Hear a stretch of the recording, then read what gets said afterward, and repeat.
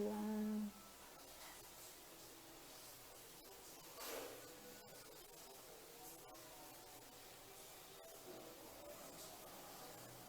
Oi, boa noite. Boa noite, pessoal. Tudo bem com vocês? Estão conseguindo me ouvir bem? Ei, Feu, quero falar com você. Oi, gente, boa noite. Sejam muito bem-vindos. Daqui a pouquinho o pastor Silvério vai estar conectando. Nós vamos ter um papo muito legal sobre como que a gente não pira a cabeça nesses dias de quarentena, não surta. E nós vamos falar sobre depressão, nós vamos falar sobre felicidade, nós vamos falar sobre como que a gente leva de maneira saudável aí esses dias que nós estamos todo mundo atravessando, né? E o Silvério Pérez, além de ser um excelente psicanalista, que é mesmo um papo cabeça, ele é um dos compositores mais reconhecidos da MPB Gospel, né? Não sei se vocês conhecem aquela canção Se Eu Quiser Adorar a Deus, Eu Tenho que Entender o Seu Filho, foi composta por ele, Leão de Judá. Então é um papo bem legal mesmo. Eu entrei uns minutinhos antes, né, para poder já ir chamando todo mundo. Chama mais alguém para poder assistir essa live, manda aí para mais alguém que daqui a pouquinho ele já deve estar conectando aqui também. E se você quiser mandar uma pergunta, ele é um super psicanalista, de repente você não está tão depressivo ou não sabe qual é a diferença entre tristeza e depressão e melancolia. Eu acredito que esse papo de hoje vai ajudar muitas pessoas a se entenderem e até mesmo se você tem fé para que você possa orar, enfim, sobre como é que está a sua saúde mental e espiritual, eu acredito que vai ser um papo muito esclarecedor, né, para todos nós. E eu fico muito feliz de estar fazendo essa série de lives aí. Eu queria falar também para vocês que já está no ar a edição da revista Show Gospel, que comemora 20 anos. A capa tá muito legal. Deixa eu colocar a capa aqui para mostrar para vocês. Eu fiz essa matéria de capa. Tem André e Felipe, Fernanda Brum, uma turma muito legal que está nessa edição de 20 anos da Show Gospel. Eu tenho certeza que vai ser muito legal para você ver. Olha só, dá para vocês verem a capa da edição, dá um pouco de reflexo, né? Mas tem aí uma turma, a Midian Lima, o Anderson Freire. E aí, depois que você assistir a live, você vai conectar lá no perfil Show Gospel e vai ler essa edição. Eu fiz essa matéria de capa e uma outra matéria muito legal com o Alex Reis, né? Que é de um projeto chamado do Incomparável, que é uma turma aí que está num projeto de adoração muito, muito, muito bacana. Oi, gente, boa noite. Vamos embora ver aqui se a gente conecta com o Silvério Pérez também. Deixa eu dar uma olhadinha. Cadê ele? Aí você pode mandar a sua pergunta, né? Vamos lá. Silvério Pérez. Procurando aqui. Vamos lá. Vamos ver, cadê a pessoa? E aí, gente, me conta como é que tá sendo a quarentena de vocês. Tá muito difícil? Vocês estão conseguindo ter saúde mental, emocional? Como é que tá? Me conta. Oi, Feu. Oi, gente, boa noite. Que legal. Depois vocês fiquem conectados aí. Pode mandar a sua pergunta. Que vai ser uma noite muito legal. Vamos lá. Se a gente tiver algum problema de conexão, vocês podem aguardar aí que a gente volta até a gente finalizar o papo, tá? Geralmente, boa noite. Geralmente, as conexões das lives, elas têm passado um pouco de uma hora. Eu não acredito que a gente vai ficar esse tempo inteiro, né? Mas se acontecer alguma coisa de desconectar ou se o papo durar um pouco mais, você pode segurar aí um pouquinho que a gente volta a se conectar, tá?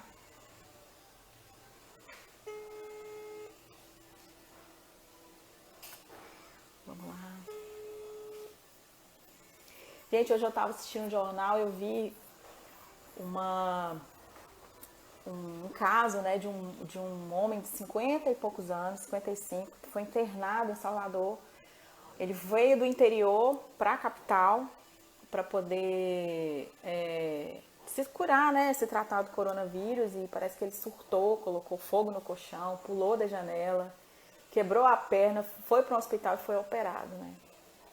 Então isso aí é bem complexo, né? Como que, será que, eu fiquei pensando assim, será que esse homem tá, ele, por ter contraído o vírus, ele teve tanto medo da morte, né? Ou será que ele tinha alguma questão a resolver, já, né? Nesses momentos que a gente é colocado à prova mesmo, como que nós estamos emocionalmente, espiritualmente. Oi, Manuel, boa noite. Oi, Simões, boa noite. Wagner, boa noite.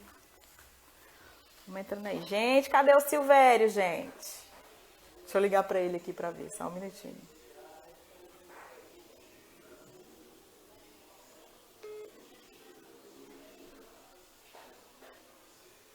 Boa noite, boa noite. Ah, quanto que eu vou em Nanuque? Gente, eu queria muito já ir em Nanuque, desde quando eu cheguei do Camboja, mas por causa da quarentena, e também porque eu cheguei um pouco, né, tive que ficar em tratamento médico, eu não consegui ir a muitos lugares que eu gostaria de ir. Mas o Nanuque, com certeza, eu quero muito ir, dar um abraço na Vi, na Regi, na Aline, tantos amigos aí, pessoas apoiadoras, né, que foram para a missão do Camboja que eu fui. E eu espero, atualmente eu não estou em BH, eu estou em Teoflotone, e eu espero ir em Nanuque em breve, né, mas a gente tem que ver como é que vai ser a abertura, né, da cidade, como é que vai ser o trânsito. Mas com certeza eu estou muito afim de voltar em Nanuque, é um lugar muito querido, né, por toda a família aqui, todo mundo ama muito a cidade, né. Boa noite, Wagner, Roberto. Gente, cadê o Silvério? Será? Vamos lá. Será que ele não está conseguindo conectar? Deixa eu procurar aqui. Tem um monte de filtro legal aqui também, que você fica bem, né? Mas eu não tô afim de filtro, não. Eu vou na real aqui mesmo. Oi, Lúcio. Oi, Ariel. Robert, Rodrigo, Manuel. E aí, gente, me conta como é que vocês estão fazendo para não surtar nessa quarentena? Me conta. Como que vocês estão fazendo para não surtar? Já pensou? E deve ser muito difícil, né? Você fazer uma conta da quarentena, tipo, tô doente, eu sou grupo de risco por algum motivo, ou por, não sei, né? Por causa da idade, ou por causa de ter sido fumante, e de repente não acreditar no sistema de saúde, mas a gente precisa ter fé, confiar em Deus, independe da sua religião, e buscar um consolo, né? Porque senão realmente, se a gente for dar ouvidos e ficar o dia inteiro em torno de matérias, em torno de discussões, em termos de palco político, enfim, todo mundo vai surtar mesmo, né?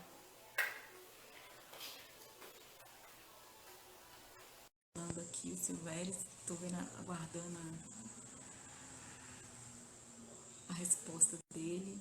Fé, né, querida? Tem que ter fé, né? Oi, Silvério! Tudo Fala bem? aí, Como é que você tamo tá? junto. Tamo junto? Tamo aí.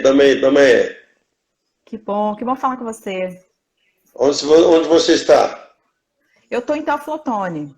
Eu vim pra cá pra passar a Hum. quarentena com a minha família, pra passar a quarentena aqui junto com meus pais. E essa quarentena que tá virando, pra mim, cinquentena, sextentena, né? Porque quando eu cheguei do Camboja, eu já fiquei de quarentena e já saí emendando a quarentena toda, né? Ah, é? É. Mas eu tenho uma proposta para te fazer, para a gente organizar aqui o assunto. Vamos lá? Uhum. Se apresenta para a minha audiência, fala resumidamente quem é você. Eu já falei que você é psicanalista, que você é um super compositor, Mas fala de você mesmo, se apresenta, depois eu me apresento e aí a gente já entra mesmo no papo proposto para essa noite. Vamos. Eu sou pastor há 35 anos, sou formado em História, em Psicanálise, sou cantor, compositor e conferencista aí nesse Brasil afora, aí no mundo afora, aí, falando, pregando, cantando.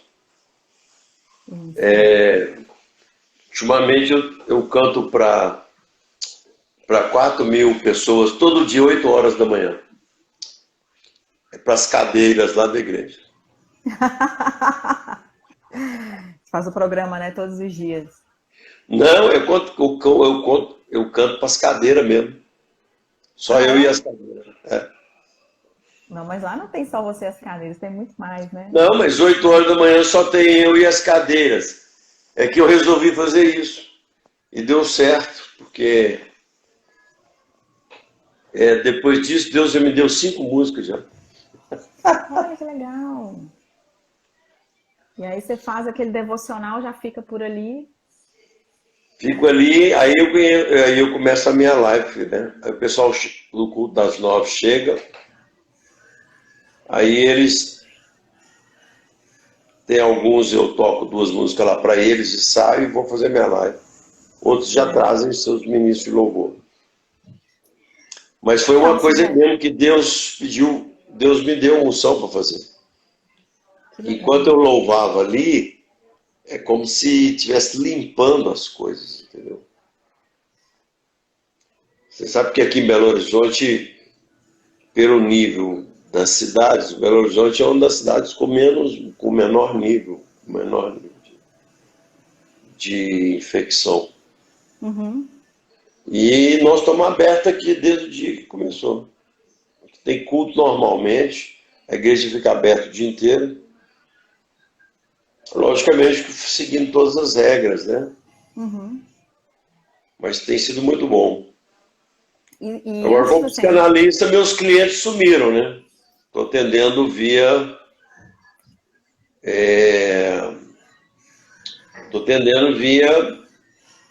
online. Porque o atendimento tá complicado, o atendimento pessoal. E como cantor também, né? Fazer show, essas coisas. E eu tinha algumas agendas marcadas, foram desmarcadas. Estou participando de live, estou fazendo live. a nossa vida ficou mais digital do que nunca, né? Total. Agora mesmo eu já tinha acabado uma ali.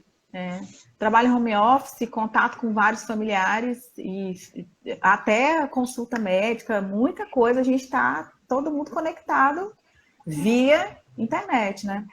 Mas antes de você entrar, eu estava comentando com o pessoal que eu vi uma notícia hoje, e aproveitando, né, sua expertise aí na psicanálise, de um homem que ele contraiu o coronavírus, né? E ele foi do interior da Bahia para Salvador e ficou internado no hospital. Ao ser internado, ele fumante, eu vou falar que ele surtou, né? Você me corrija se eu estiver errada. E aí ele colocou fogo no colchão do quarto do hospital, foi para a sacada, para marquise, e de lá ele pulou. E aí ele fraturou a perna, teve que operar a perna e está internado em outro lugar. E aí a gente fica, né? Quer dizer, as má notícias, né? Como você acredita, quer dizer, você contrai uma doença, acredita que vai morrer, ou você está mal resolvido e acaba surtando desse jeito. Como fazer para não ser engolido pela má notícia, para não surtar, né? Num dia como, de repente, se você tiver uma má notícia de estar doente ou ter alguém da sua família próximo de você doente, né? Como que a gente faz para cuidar da nossa saúde emocional, dos nossos pensamentos, mesmo, né, nesse tempo aí de pandemia?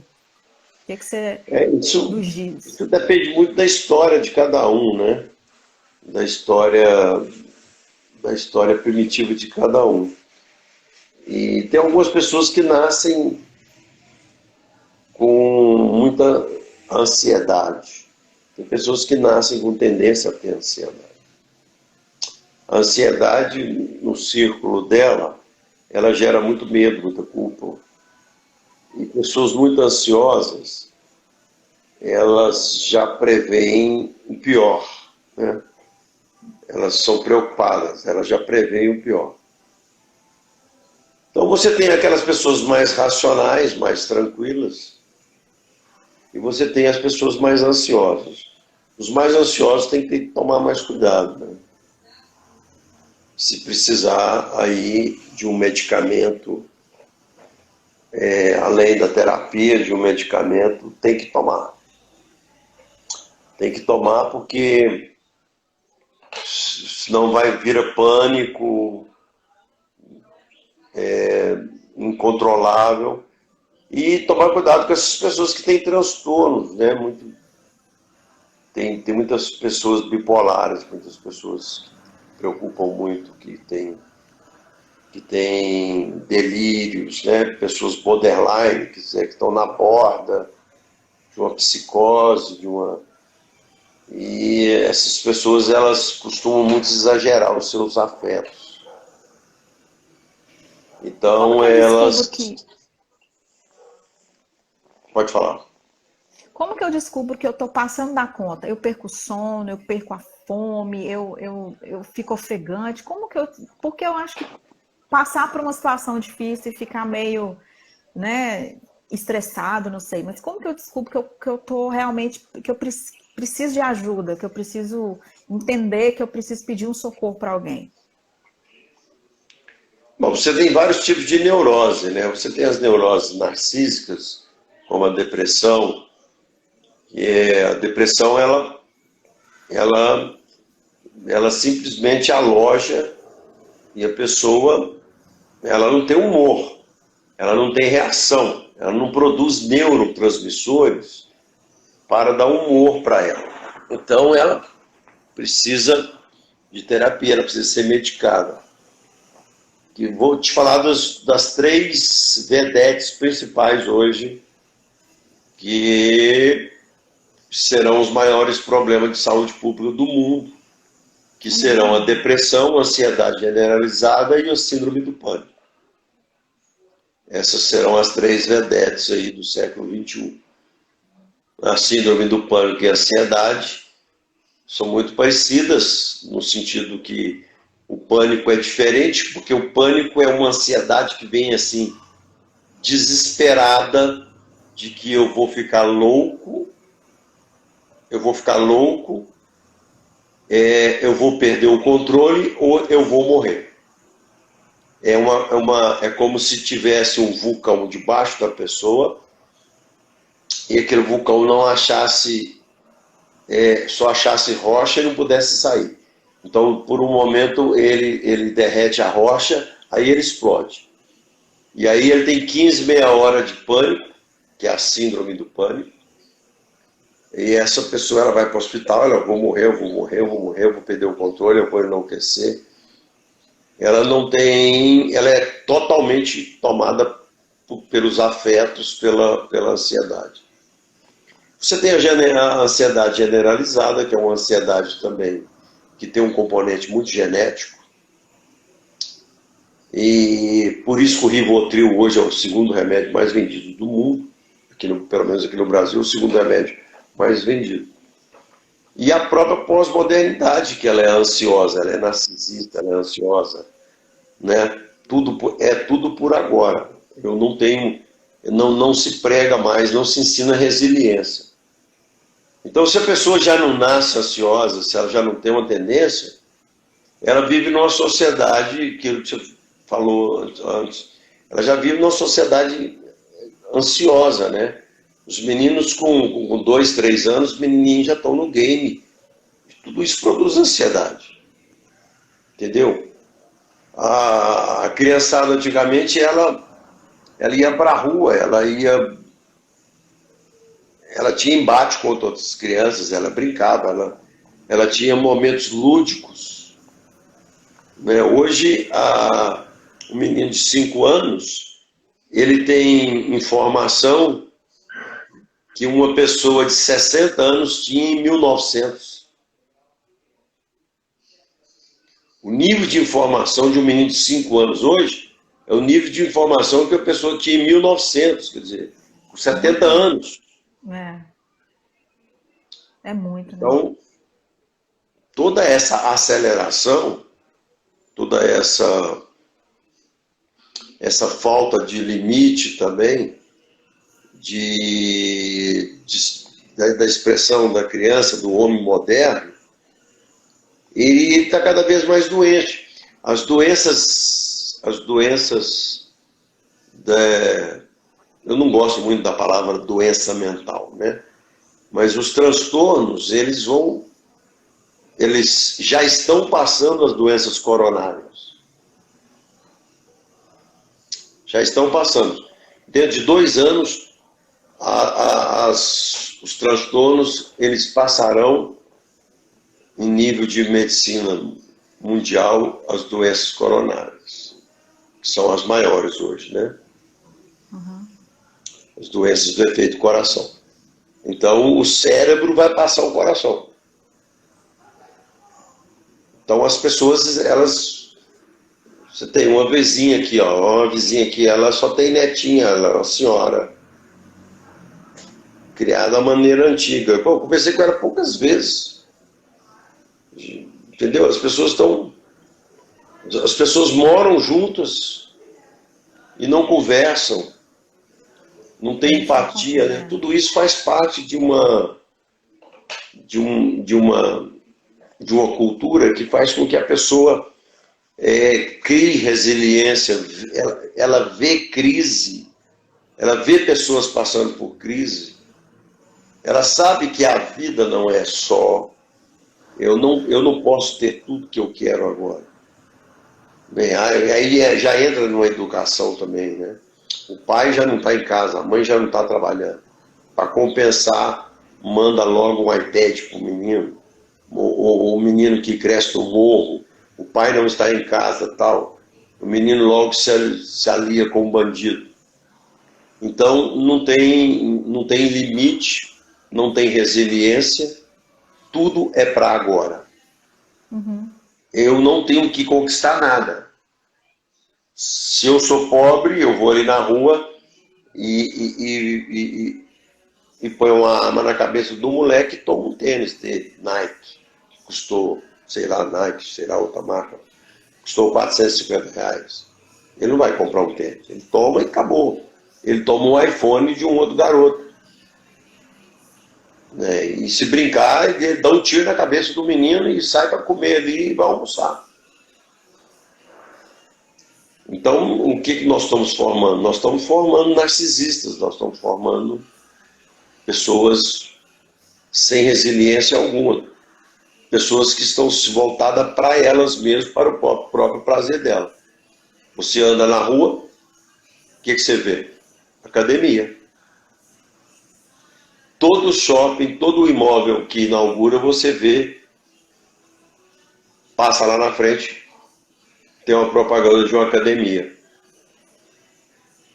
Então é o corpo, não é o corpo que vale, é o que eu quero agora. A aparência, a conquista, né, de ser bem aceito, bem quisto, e por dentro você tá uma bagunça, né? Você não sabe ouvir não, né? Tem gente entrando na live aqui agora, que já temos 15 minutos, está perguntando qual que é o tema. O tema é profundo. Nós estamos conversando com aqui o Silvério, é psicanalista. Ele está falando sobre como a gente está vivendo um contexto favorável para que a gente seja surtado, mas existe toda uma cultura para tudo isso. Eu acredito que essa questão da quarentena, do coronavírus, né, ela foi tá colocando mais na cara ainda, né, o quanto a gente precisa cuidar da nossa saúde mental e o quanto a gente muitas vezes deixa isso para depois, né? Você está falando que é sobre um contexto de famílias, um contexto de aonde você vive e de repente você está a vida inteira voltado para construir um ideal de beleza, um ideal de riqueza, um ideal de aceitação, um ideal de, enfim, um ideal, e muitas vezes você nem se conhece, né? E passa ali 30, 40 anos querendo construir algo. E quem é você? né? Qual que é seu propósito de vida? O que te fizeram, que te feriu, que você não resolveu e que você vai repetir isso de maneira consciente ou inconsciente? E eu acho que eu acredito que no contexto mundial a gente está em casa e a gente está tendo que pensar algumas questões que não gostaríamos, né? E ninguém tem como hoje falar, não, eu vou levantar, eu vou sair, eu vou fazer o que quero, porque estamos num contexto que isso não é possível. Mas, Silvério, o que você acredita que... Você tinha uma... A psicanálise, ela começa aí no final do século XIX, com as histéricas, né, com Freud. Então, a histeria virou uma maneira de se conhecer por dentro de pessoas. Né? Porque hoje, grande parte dos transtornos são chamados o que naquela época se chamava histeria, neurose de angústia, era pânico, né? Aí os DSMs, que são os manuais psiquiátricos, foram diversificando os nomes, foram dando nomes extremamente dividindo no começo começou a chamar-se como a psicanálise chamava, né? Que são as neuroses de transferência, que são as neuroses básicas, que é a neurose obsessiva e a histeria. Então, hoje você vê que todos os transtornos hoje, eles estão ligados mais ou menos por aí. A fobia, a neurose fóbica, né? A neurose obsessiva e a histeria. Esse mundo moderno de hoje, ele também vem dentro de uma fase que muito chamado na psicanálise, de uma fase de fixação no narcisismo. Né? A criança ela não tem resiliência. Não se é ensinado a resiliência. Não se é ensinado que para se ter, tem que se conquistar. Então, eu quero, eu tenho. Agora, eu quero, eu tenho. Né? Alguém está dizendo aí que está cortando muito a live. Pois é, aqui você está chegando muito bem para mim. Você está me recebendo bem aí? Pode ser, né? Pode ser, Pastor Rogério, pode ser a sua casa aí. Aqui também você está pegando muito bem. Mas eu tenho uma boa notícia. Eu vou gravar, essa live está sendo gravada e depois eu vou disponibilizá-la no YouTube, tá? Para quem quiser ver depois o papo. Isso. Mas fica aí com a gente. Então, por exemplo, a estrutura da época do início da psicanálise, ela não é a estrutura de hoje. O próprio Lacan já previa isso, já nos anos 70, que aquela figura paterna freudiana, ela não seria a mesma figura paterna da pós-modernidade. Né? O Lacan já nos anos 70, ele já previa um modelo de família diferente, aonde a figura paterna que fazia a castração, que colocava o limite, que introduzia a criança na cultura, essa figura não seria tão forte como foi na modernidade, né? A pós-modernidade, você já não tem essa figura paterna, essa figura de limite, essa figura de dizer, olha, até aqui você vai, até aqui você não vai, né? Que tinha um papel fundamental na formação do superego da pessoa. Então, você não tendo essa figura, você tendo essa figura no coletivo, ou não tendo essa figura, esse prazer que a criança tem que um dia abandonar ele, porque nós temos que abandonar um certo prazer para vivermos na cultura. O que o pessoal chama hoje de sociedade líquida? É essa sociedade que não tem resiliência, que não tem fixação em nada, ela é líquida, ela é completamente desprovida de algo ou de uma resiliência ou de algo que diz não para ela. Não é? É proibido dizer não. Então você vê as crianças crescendo assim. E aí nós estamos vendo. Você para ali, o menino ali no sinal, o moleque entra, toma sua bolsa e sai, e se brincar, joga uma pedra na tua cabeça e corta a sua cabeça. E vai ali tomar café com outras crianças e vai brincar. Então você não tem um limite no outro. Então esse limite ele era passado muito nas famílias. Ele era passado pelo Estado também, mas principalmente pela família. E hoje, com esse desmanche da família, com esse desmanche da paternidade, com esse desmanche de uma maternidade, com esse desmanche, essa pós-modernidade narcísica, o que ela vai produzir? Ela vai produzir bandido. O cara, eu quero, eu tenho que ter. Mas como você tem que ter? Não, antigamente eu queria, eu tinha que lutar para querer. Agora, eu quero, eu tenho que ter, significa eu quero, eu posso fazer qualquer coisa com o outro para ter. Então, isso é uma característica que eles chamam dessa característica da pós-modernidade narcísica, né? Tudo sou eu. O meu eu, o meu querer está em primeiro lugar. Mas e você vê isso.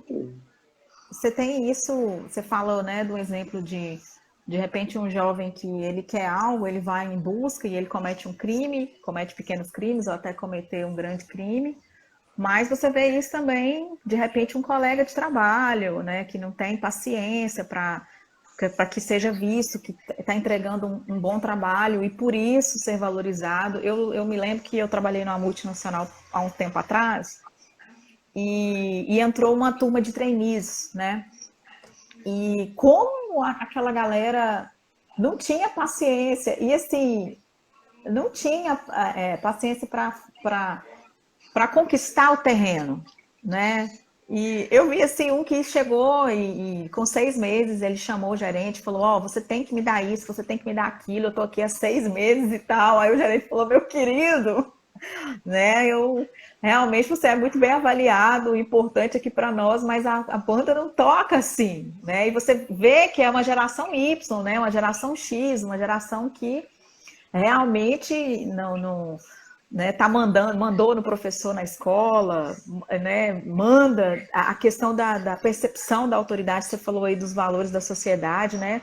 Como que isso, e a gente até antes de marcar a live conversou um pouco sobre isso, né? Que é o Bauman fala muito sobre isso, que é um sociólogo que morreu em 2017, falando sobre como essas estruturas mais sólidas estão dando lugar, né, ao seu papel sólido de hierarquia, de direção, você falou aí de coerção, né? Como que isso vai sendo dissolvido na sociedade. Ok, é muito bom ter uma pulverização de informação, é muito bom que haja acesso, é muito bom democraticamente vivermos, mas isso ser trocado pela noção de quem eu sou, qual o meu papel, qual o meu limite, aí a gente tem que parar um pouco e perguntar, pera lá, a que ponto eu estou? E você falou sobre esse exemplo aí de criminalidade, mas a gente pode ver nas mínimas coisas. Eu imagino hoje como deve ser difícil ser uma professora numa sala de aula e lidar com alunos, lidar com pais de alunos, como é difícil, de repente, vou trazer para um contexto aí, de repente ser um líder de célula ou líder de algum lugar que você precisa que as pessoas entendam e obedeçam uma direção para até mesmo o bem comum ali daquele grupo, e muitas vezes resistências, porque obedecer uma ordem, uma direção hierárquica se torna algo assim extremamente difícil, né? E eu acredito ainda na sociedade, eu acredito que as pessoas podem melhorar e mudar, mas realmente a gente pode perder muita energia, né? A gente pode perder aí e andar em passos muito mais devagares.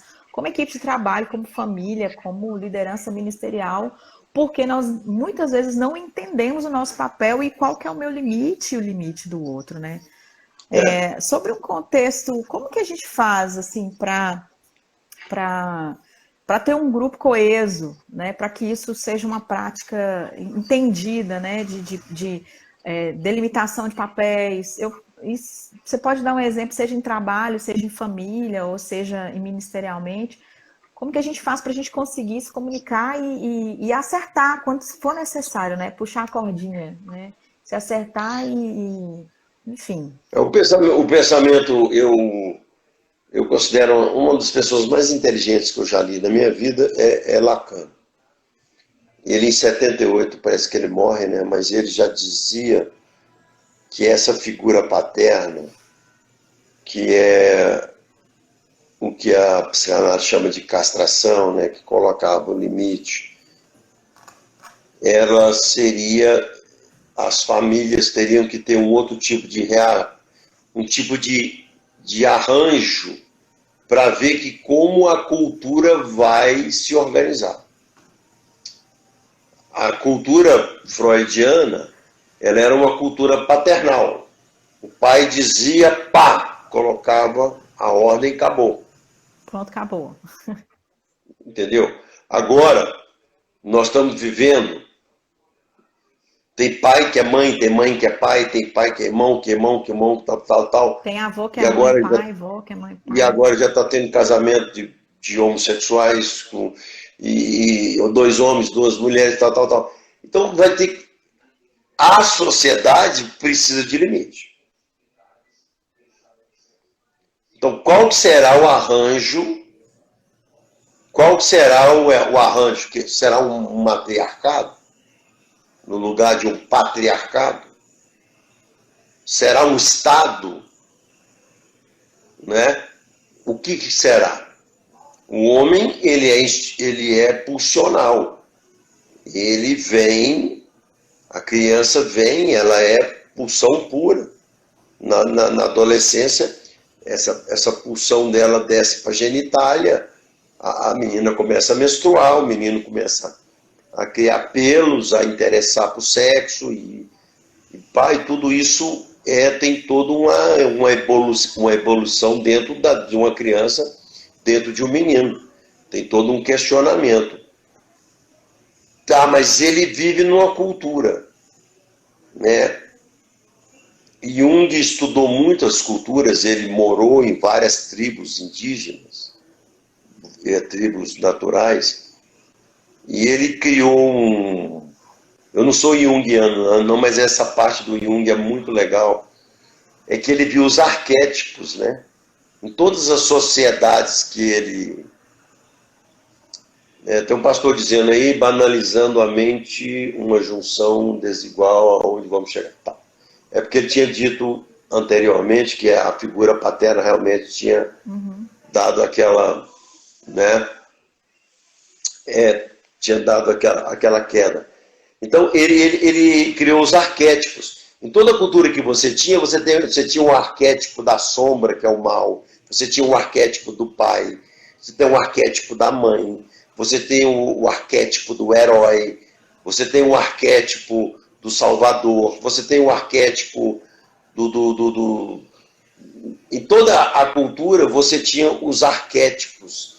A criança, ela crescia e ela via os arquétipos dentro dessa cultura. Agora, a criança, ela cresce, o mundo arquetípico dela ficou muito, é o que você chamou aí de líquido. Né? Vamos transformar aí a palavra do social, Bauman, né? Do Bauman. Então, não há mais estrutura, está tudo muito líquido. É como se o cara mergulhasse e saía lá do outro lado do rio sem aprender nada. Entendeu? Antes nós tínhamos que construir uma ponte. Tem uma música minha que eu falo isso. Né? Se as pontes caírem, façam jangadas para chegar do outro lado do rio e ver que saber vencer as fortes correntes eles fizeram crescer. O cara não quer vencer forte corrente. Ele não quer fazer uma jangada. Ele quer mergulhar e chegar do outro lado do rio. Só que ele vai chegar lá detonado. Ou ele vai detonar outros. Não existe, não tem como viver em sociedade.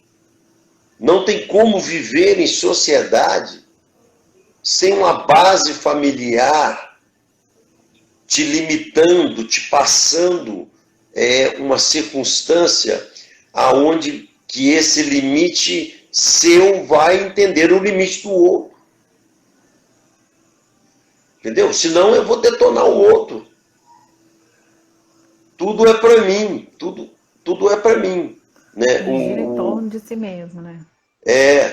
Ou você tem um superego muito forte, culposo, que traz doenças, que traz culpa, que traz depressão, quando a criança ela é muito corrigida de uma forma violenta, ou você não tem ou você tem um superego simplesmente inoperante, aonde o narcisismo toma conta e a pessoa é tudo para ela, tudo é dela, tudo no momento dela.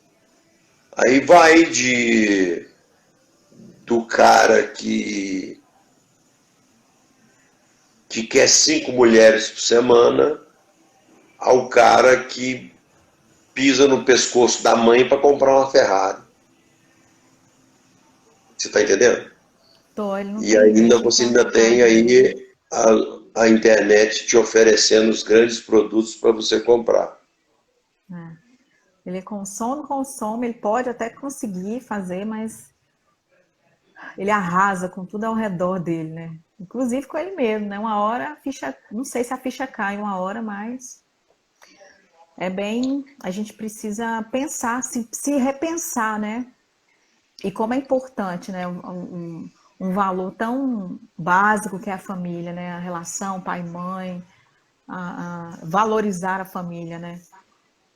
Estar em família, valorizar a família. E de repente a gente vai crescendo, vai trabalhando, vai saindo de casa e vai deixando para trás ali pessoas e valores, e a cada geração a gente vai ficando mais líquido, mais distante, mais deixa para lá.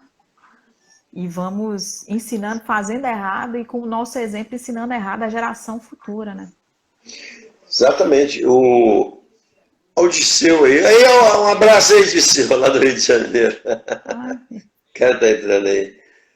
Um abraço aí, Disseu. Muito tempo que a gente não se encontra. Mas, olha,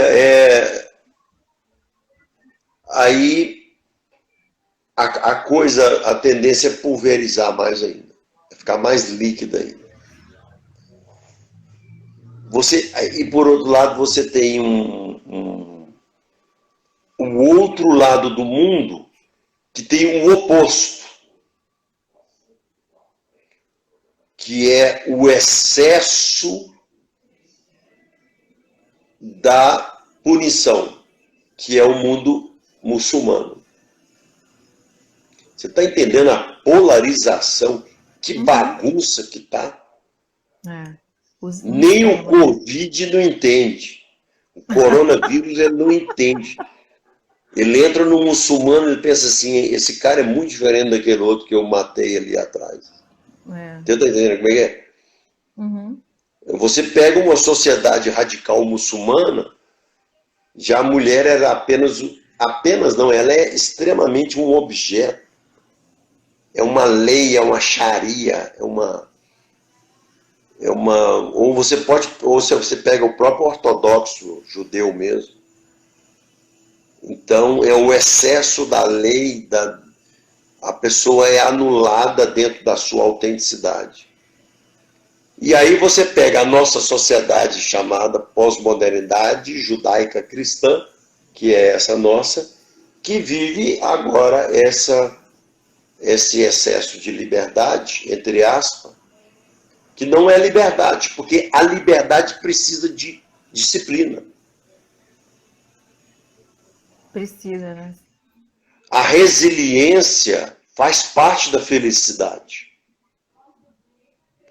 Não tem jeito de você ser feliz sem ser resiliente, sem passar crise. Não existe felicidade sem crise. Ela é etérea, ela é atmosférica. Você não pega numa felicidade que não tem crise. Aliás, para saber o que é felicidade, você tem que saber o que é crise. Senão você nem sabe o que é felicidade. E já que você entrou nesse tema de felicidade, eu acho que é muito importante a gente falar algo sobre melancolia, depressão, desejo de morte, né? Que para algumas pessoas pensam se essa é uma saída que passa eu acho que isso passa pela cabeça de uma pessoa, qualquer momento da vida dela, mesmo se a pessoa for cristã, ela pode ter esse tipo de pensamento. E uma vez eu vi você falando sobre quando a pessoa ela cometia esse ato, né, de buscar no suicídio, ela não busca a morte, ela busca uma saída do sofrimento dela.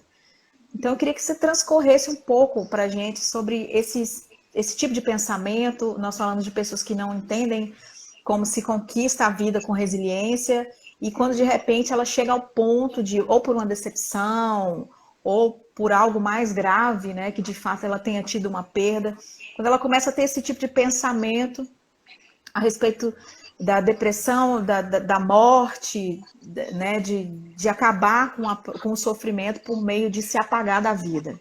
O que você pode dizer para a gente a respeito disso? Não, exatamente, por isso que aumenta o número de ansiedade, depressão e pânico, por exemplo. A criança, ela vinha com aquela... A criança, ela tem tudo em amplitude. Quando Freud diz a sexualidade infantil, ele não está falando de sexo. Quando ele está falando de libido, ele não está falando de sexo. A criança, ela é como dizer, ela é polimorfa. Qualquer lugar que você toca na criança, ela sente prazer. O prazer, tudo nela é muito grande. Tudo nela é muito sensível. Né? Ao chupar o peito da mãe, ela chupa ali com muito prazer. Tudo que você toca na criança... Então ele não está falando de sexual no sentido de genitália. Isso só vai acontecer na puberdade. Então tem algumas pessoas ignorantes que falam, o Freud está falando de sexo para criança. Não. Não tem nada a ver, libido, é pulsão. Então, quando você limita essa pulsão na criança, dessa simbiose que ela sente com a mãe, né? Aí a gente vai aprofundar muito dentro da psicanálise, que o cristianismo já tinha aprofundado. Na verdade, a psicanálise, ela só traz para a cientificidade o aprofundamento que o cristianismo já tinha dado lá em Gênesis. Entendeu? Entendi. Lá em Gênesis, quando você fala de árvore do conhecimento do bem e do mal, você fala de energias que você não vai conseguir satisfazer. E a libido, o objeto sexual, nunca será satisfeito. Se você fizesse sexo e fosse satisfeito, você só faria uma vez. Para que você faz 2, 3, 10, 15, 20? Porque não existe um objeto sexual que possa te satisfazer. E não existe objeto nenhum que possa satisfazer ser humano nenhum.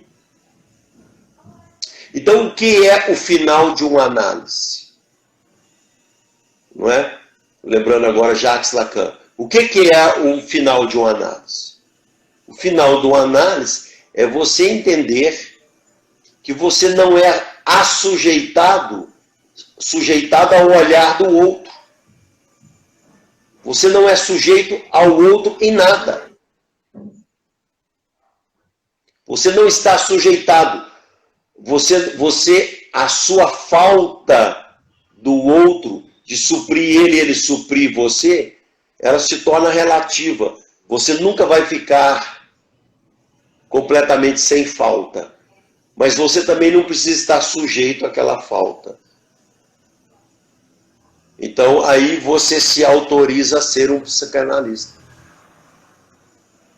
Entendeu como é que é? Entendi. Então, você vê, e isso vai de sexualidade até a dependência, a feminicídio. Aí você passa pelos borderline, que são grandes feminicidas. A pessoa não suporta ficar sem uma pessoa. Sem Aquela controlar pessoa tudo. passa a ser ela. A outra passa... Ele está tão escravo do olhar do outro que ele está na borda. O dia que ele perde aquele outro, ele vai lá e dá um tiro nele. Então, o que você passa a compreender? Que essa falta que era nos estancada no que a psicanálise e algumas outras linhas chamavam de limitação, triangulação, castração, que era quando a criança entendia que para estar na cultura ela tinha que perder aquela majestade de ser o bebê. Então, ela pensava duas vezes. Eu não tenho a felicidade mais de ser um bebê. Então, eu vou ter que ser grande. E para ser grande, eu não posso ultrapassar o limite do outro. O que nós estamos vivendo agora é um monte de bebê andando aí na rua. Bebê mimado, entendeu? né? Tudo mimado. E quando se decepciona, vixe, é complexo. Tudo isso contribui, né? O capitalismo contribui para isso. Você vê os grandes... O shopping center é o exemplo do que nós estamos falando. Você quer ver uma pessoa feliz, você coloca ela dentro do shopping. É o consumo. A falta, eu não posso sentir a falta. Mas a falta é ela que funda o sujeito. O sujeito ele é fundado pela falta. Então você vai estar sempre faltando alguma coisa. Então você está sempre buscando. E essa falta você vai ter que ter limites para suprir essa falta. Então um sujeito que não tem limites na falta, ele pode se deprimir também. Ele pode entrar no pânico. O que é o pânico? O pânico é o excesso do desamparo. O cara... Qual que é o sintoma da síndrome do pânico? Eu vou perder o controle, ou eu vou morrer, ou eu vou enlouquecer. Olha o desamparo aí. Olha o desamparo. A síndrome do pânico é o exemplo do desamparo humano. Nós seremos sempre desamparados. A partir do momento que eu saio da barriga da minha mãe, eu já sou um desamparado. Mas nós seremos amparados. O cristianismo traz uma promessa de amparo para a outra vida. Um amparo total. Num corpo celestial. Mas nesta vida aqui, nós temos amparo. A fé é muito importante dentro dessa contextualização do amparo, porque a pessoa que tem fé em Deus e no amparo de Deus e no Cristo, ela é uma pessoa mais calma, ela se resolve mais rápido. Mas, quando eu atendo pessoas com síndrome do pânico, você vê que quando o pânico vem mesmo, é muito doloroso para a pessoa que tem síndrome do pânico. aquela meia hora que ela passa de pânico, a dor de ter o medo dele voltar é maior do que a dor que ele sente a hora que ele está sentindo. Nossa, é Então, muita ansiedade, né? É muito. nós estamos. É o ápice do desamparo. Eu vou enlouquecer, eu vou morrer. Eu não tenho alguém que me. Eu não tenho uma outra parte que me garante. Eu não tenho uma outra parte que supre a minha falta. Né? Basicamente, no atendimento psicanalítico, você tem que ir conversando. E pelas palavras, você tem que ir puxando isso de cada um e vendo. E não quer dizer também que um psicanalista seja maduro também, não. Ele só andou mais um pouquinho que você. Entendeu? Pode não é ajudar um porque pouco, né? Não tem o a verdade psicanalista absoluta. pensa assim, pô, cara, esse cara aí deve ser o maior sábio aí, meu. Esse cara aí nunca tomou remédio. Eu tomo remédio, cara. Entendeu? Pô, esse cara deve ser muito doido. Não, isso aí você acertou, porque eu sou mesmo. Acertou em cheio. Então, um cara para ser pastor, psicanalista e músico, ele tem que ser maluco. E aí, graças a Deus, que um pouquinho de psicose é a melhor coisa que existe na vida. Porque se você for apenas neurótico a vida inteira, você vai ser muito chato. Ninguém vai te suportar. Verdade. Então você tem que ter um pouquinho de psicose na sua vida. Então, um pouquinho de loucura é uma coisa deliciosa. Dá uma válvula de escape, Então, né? eu não sou esse cara, assim, pô, o cara é um, esse cara vai me atender e eu vou virar um... Não, bicho. Você vai no consultório de um psicólogo aí, bicho, o cara tá mais ferrado do que você. Você toma cuidado. Questões, né? Cuidado. O cara tá pior do que você. Mas vai funcionar, porque ele vai te escutar. Você tá entendendo?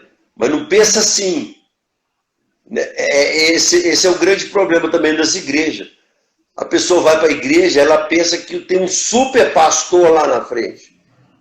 Lá na frente tem um pai de família, também um comedor de arroz, feijão e queijo e carne lá na frente, que é também um cara que tem suas dores. Nós todos temos dores e temos falta. Então, esse ar transcendental do sábio, nem eles são. De repente, aparece uma cobrinha lá, você vê aquele sábio com a barba assim, grande, com o cabelo branquinho grande.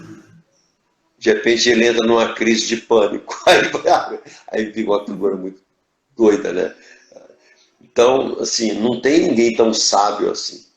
Mas tem pessoas que já vão vivendo, já vão tendo mais experiências. Tem capacidade de fazer uma análise, de captar dentro da sua conversa uma ansiedade, uma neurose, uma obsessão, uma coisa para onde você está indo.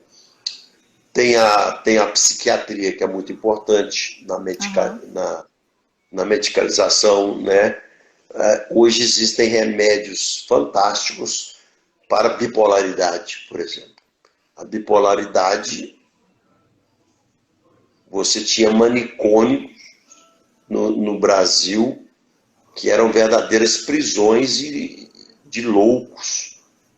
Hoje você tem remédios que você pega uma pessoa que seria louca no passado, hoje um bipolar maluco e até mesmo um esquizofrênico, você tem medicação que ajuda essas pessoas a serem completamente normais. Tá, olha só. Normal ninguém é, né? Mais ou menos. O Instagram entrou aqui numa contagem regressiva para cortar a live, eu já volto, tá? Oi, gente, voltei aqui. O Instagram hoje ele quis, né, terminar a live mais um pouquinho, acho que uns minutinhos antes. Espera aí que eu vou chamar aqui o Silvério pra gente.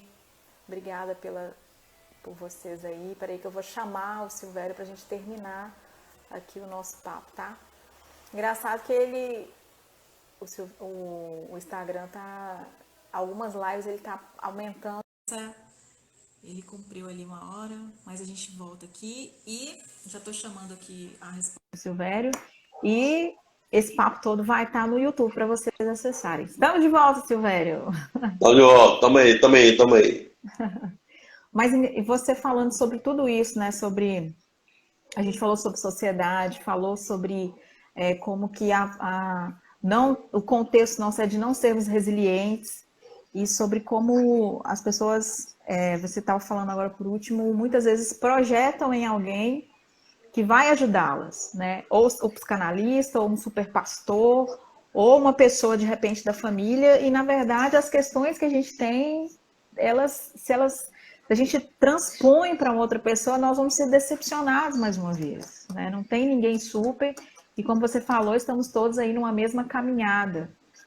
Mas eu queria para a gente entrar mais para finalizar aí a nossa live, o nosso papo, acho que a gente já falou um pouco sobre como, alguém perguntou aí, como que eu faço então para vencer tudo isso, né? Como que eu faço, não é um papo para que, nós não estamos tendo um papo aqui para te confundir, mas a gente muitas vezes, Silvério, eu sei que esse tipo de assunto, até abrindo um parênteses, né? Poxa, como é que você vem com a live com um assunto tão complexo como esse? É mais fácil falar de coisas superficiais. Assim, gente, mas assim como o evangelho é simples, porém é profundo, a gente precisa falar dessas questões. E muitas vezes as pessoas nunca se pararam para pensar sobre o contexto delas, né? Sobre como, de repente, ela pode ser, não sabe lidar, não sabe ser resiliente.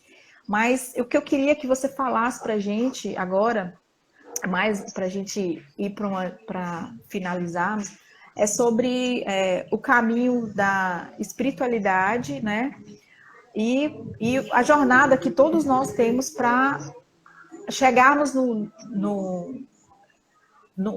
papo com a família ou com amigos e falar assim, ei, não é tudo perfeito, mas eu estou construindo, eu estou numa jornada que eu sou alguém que eu vivo uma felicidade, eu tenho uma satisfação que eu posso dizer, eu sou feliz, né? Eu sou satisfeito, eu posso não ser totalmente pleno em tudo que eu quero, mas a falta disso não me torna alguém com pensamento suicida, não me torna alguém que seria capaz de fazer tudo para conseguir o lugar do outro, né? Eu queria que você falasse mais sobre essa perspectiva para a gente já ir encerrando o nosso papo. Tá muito bom Por o papo, exemplo, viu? se você não é uma família de ateu, ou se você é uma família cristã, ou se você é uma família qualquer outra, você vai ter que ensinar o seu filho que há limites, que há crise, que há sofrimento. Senão você vai criar um monstrinho que vai acabar, que você vai ter que acabar ir visitando ele na penitenciária. Porque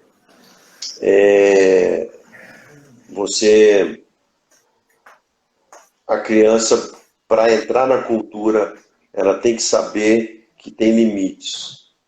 É aquele velho jargão, né? Se você não aprende em casa, você aprende na rua. Só que quem está na rua não vai ter a misericórdia de te ensinar do que quem estava em casa. Então, eu acho o papel assim muito importante. Eu acho o papel das igrejas muito importante no ensino disso, dos educadores, de psicólogos, de psicanalistas. E também, quando a gente aprende a se limitar, a gente tem mais resiliência contra a ansiedade e a depressão. Porque se você traz essa pulsionalidade da infância, desse prazer máximo que você busca, né?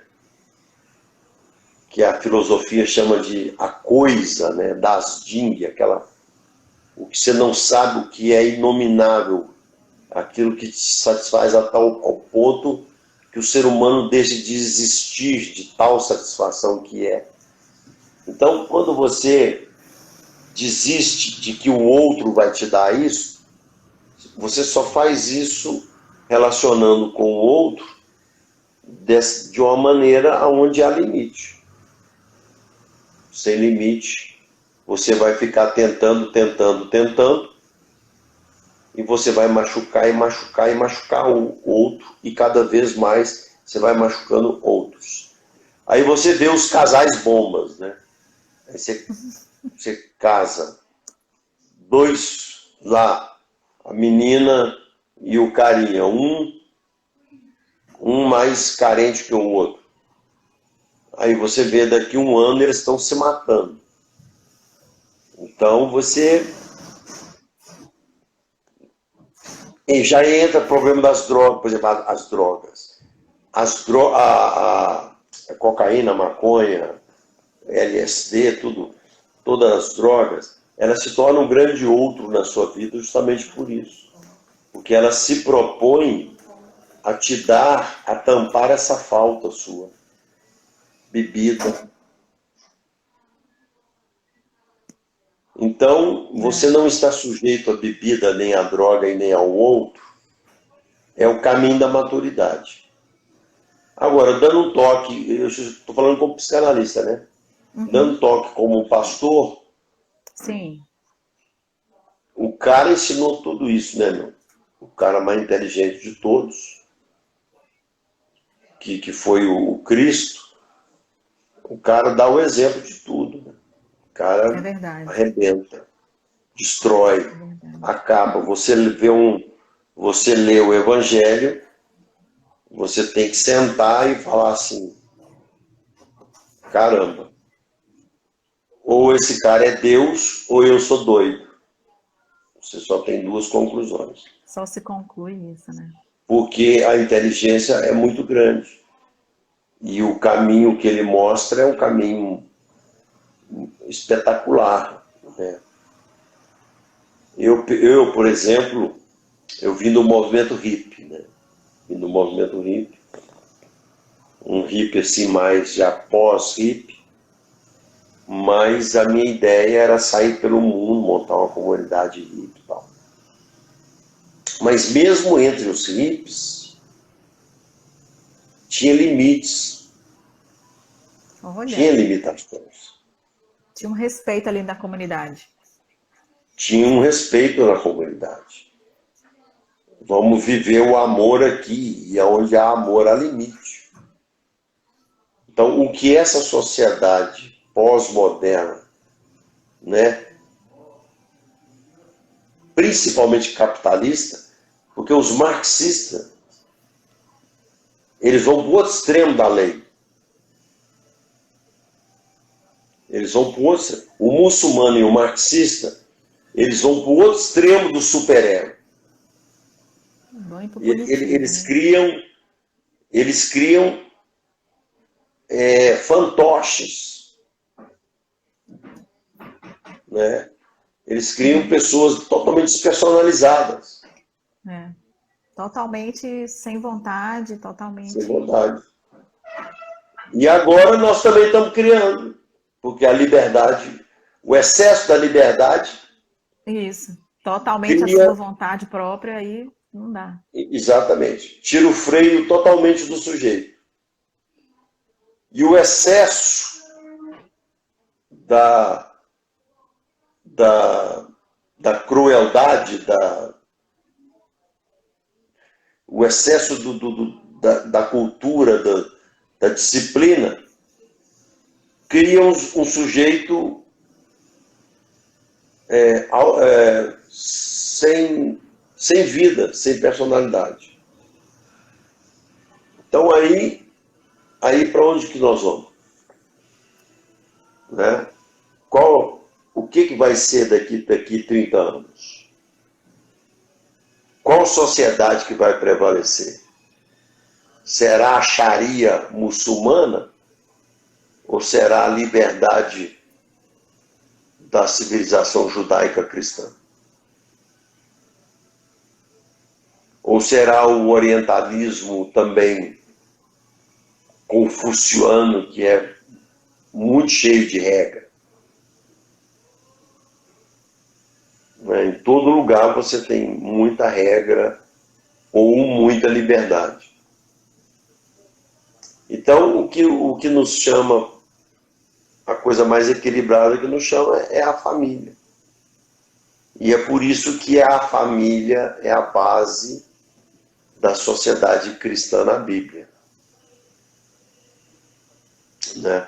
Você vê a família, você lê no texto ali do nascimento do Cristo, você vê uma formação da família sagrada, você vê todos os aspectos ali de uma criança saudável. É um estudo bacana, mesmo que você leia sem se interessar pelo cristianismo, mas você vai ler uma coisa bacana. E é isso aí. O meu Instagram tá aí, ó. Silvério Pérez 2. Isso, amanhã, todos os dias tem um programa na rádio, diga pra gente. Tem. Todos os dias às 10 da manhã. Esse é um programa evangélico, tá? Ele não é um programa de psicanálise. Então, se você entra lá para escutar um psicanalista, se bem que eu trago psicanalista lá. Vem junto, vem no pacote. Aí você vai me ver lá, todo maluco pregando, mas eu não tô doido, não. Eu já sou doido. Então, é porque eu consigo ser pastor e psicanalista e músico. Consegue mesmo. Aí você vai entrar lá e é muito legal a live, tem música e eu ministro uma palavra lá de pregação. Você transmite pelo... E mesmo que você não creia em Deus, ela vai te servir para alguma coisa. Ah, com certeza.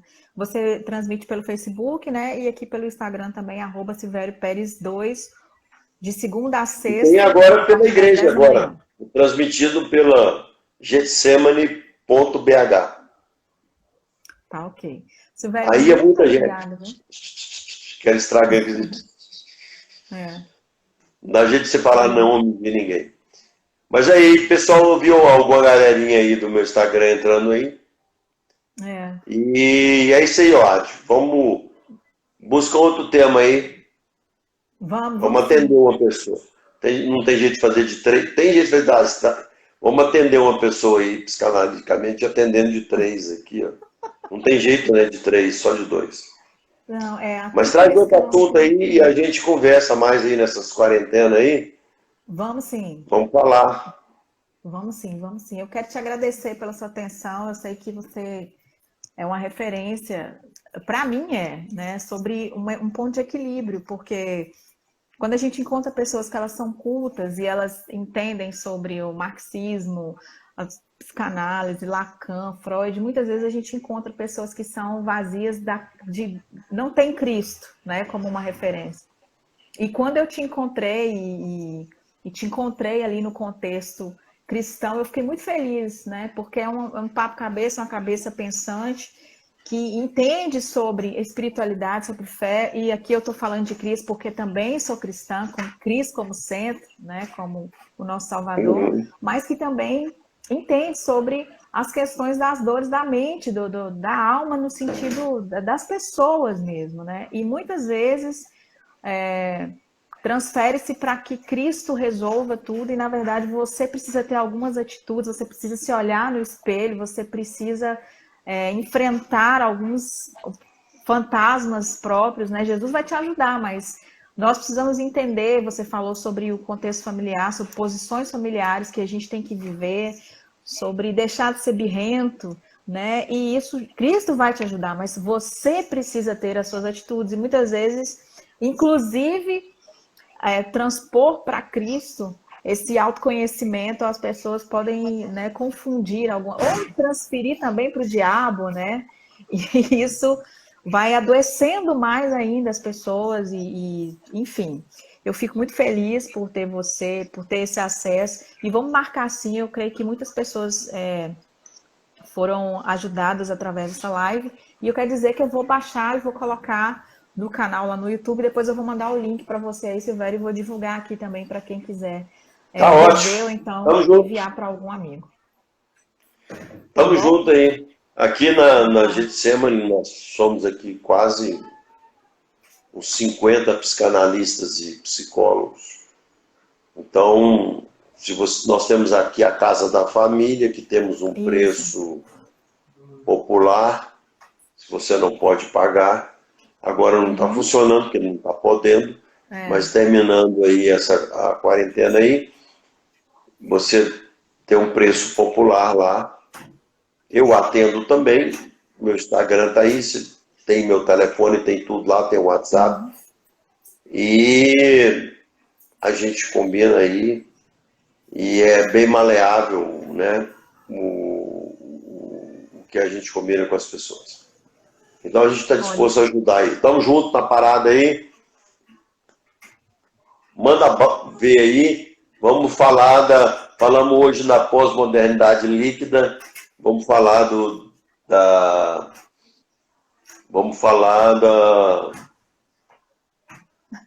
anticristo. Da próxima. Vixe, vamos. A gente marca meia-noite, entendeu? Para ficar no clima. Aí eu vou falar um assunto mais maluco, assim, né? Vamos falar muito obrigada, viu? que cada um tem um pouquinho de... Cada um de nós temos que ter um pouquinho de psicose para não sermos chatos. Porque o cara mais chato do mundo é aquele que é o mais normal do mundo. Você não vai encontrar um cara mais chato que esse. Então fica com Deus aí. Querido, paz muito e Cristo para obrigada. todos. Um abraço, tchau. Um abraço, tchau, tchau. Tchau, gente. Obrigado pela audiência de vocês, hein? Obrigado. Boa tchau. noite.